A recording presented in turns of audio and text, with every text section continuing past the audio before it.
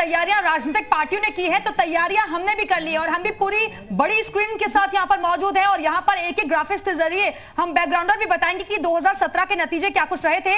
55 सीटों के बारे में जानकारी दे रहे हैं। समाजवादी पार्टी गठबंधन के खाते में 15 सीटें गई थी और बीएसपी के खाते में 0 रही थी, यानी कि एक भी सीट यहां से नहीं जीत पाई थी बीएसपी।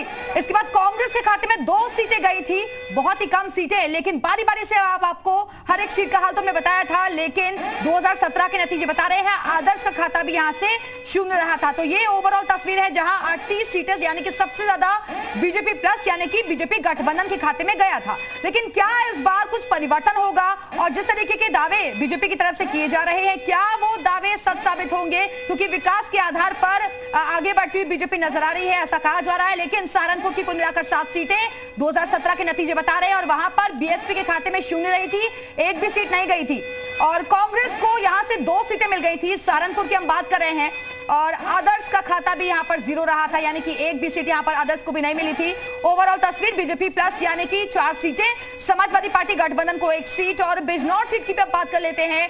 8 सीटें यहां पर हैं कुल मिलाकर, जिसमें से 6 सीटें बीजेपी को मिली थी। समाजवादी पार्टी गठबंधन के खाते में 2 सीट गई थी। बीएसपी का खाता यहां से भी बिजनौर सीट से भी 0 रहा था और कांग्रेस का खाता भी 0 रहा था, यानी कि बेहतर प्रदर्शन उस दौरान नहीं कर पाई थी। लेकिन क्या इस बार तस्वीर बदलेगी, ये भी देखना होगा। तो ये ओवरऑल हमने ग्राफिक्स आपको बता दिया कि बीजेपी प्लस 6 सीटें, समाजवादी पार्टी गठबंधन 2 सीटें और आदर्श का खाता 0, कांग्रेस भी 0 और बीएसपी भी 0। अब बारी आ जाती है संभल सीट की, यहां से कुल मिलाकर 4 सीटें आती हैं और जिसमें आपको बारी बारी से बता रहे हैं बीएसपी यहां पर भी एक भी सीट नहीं जीत पाई थी, कांग्रेस का खाता भी 0 रहा था।